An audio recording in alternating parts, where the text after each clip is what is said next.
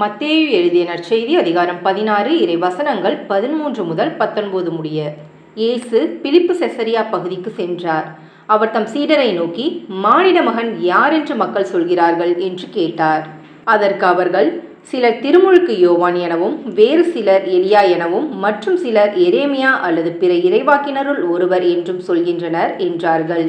ஆனால் நீங்கள் நான் யார் என சொல்கிறீர்கள் என்று அவர் கேட்டார். சீமோன் பேதுரு மறுமொழியாக, நீர் மெசியா, வாழும் கடவுளின் மகன் என்று உரைத்தார்.